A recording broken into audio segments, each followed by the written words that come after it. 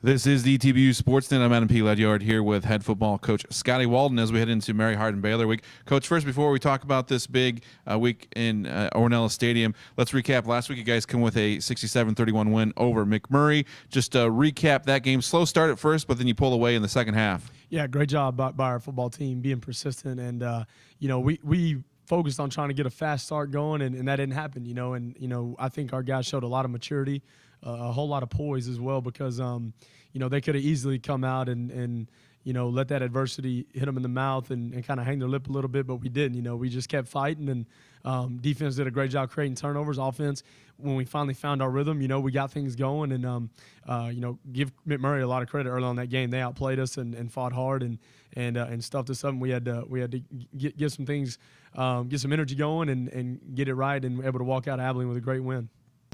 Talk about offensively. You guys put up over 700 yards of offense. Drew Smith ties the single game record for touchdowns thrown, almost breaks the single record for passing yards, and then Jordan McNeil was ASC Rusher of the Week with 4 touchdowns. Just talk about offensively what you guys did. Yeah, great game. It all starts up front, and J Mac will tell you that. What an honor for him to get ASC Player of the Week 2 weeks in a row, to get that by an ETBU Tiger. I thought was really awesome. Third one total on the year with Zach getting it first week defensively.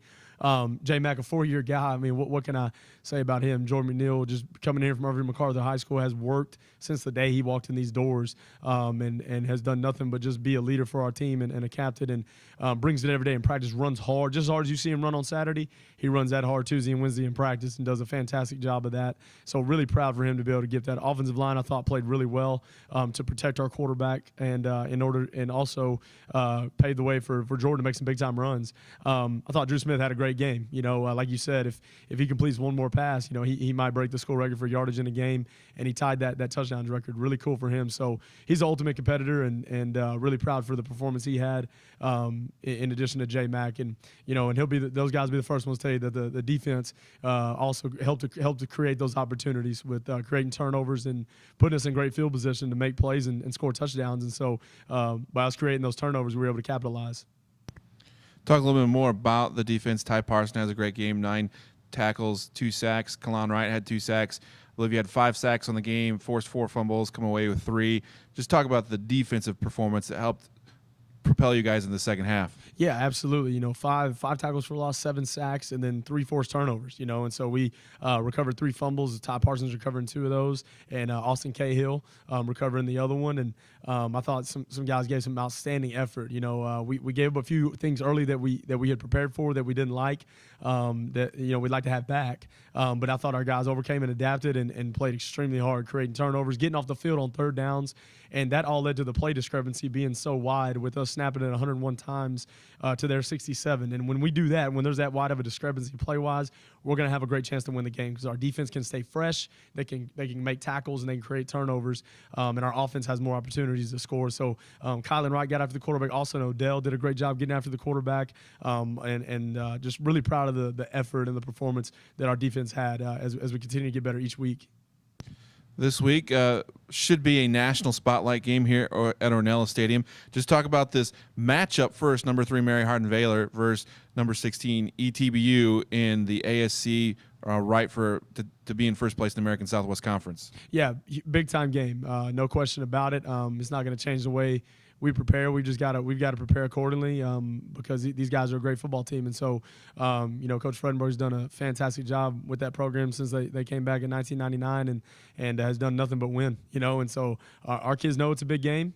We know we're playing a great opponent. And in order for us to win that game, we're going to have to play great in all 3 phases: offense, defense, and special teams, because, when you play a program like UMHB, they're great in all 3 phases. So we're going to have to prepare accordingly for that and get ready to play a great football team. But it doesn't get any better than this. This is what our kids have worked for. It's 2 undefeated teams, 2 great teams, 2 great programs that are going to get to battle it out. And this is what college football is all about. In my opinion, should be one of the games in the national spotlight in Division III and across the nation, and should be an electric atmosphere. We're going to need to try to break the attendance record at Ornella Stadium. We want to pack that thing out and make it loud and see a lot of blue and gold flying around up in the stands and supporting our guys for a big time ball game.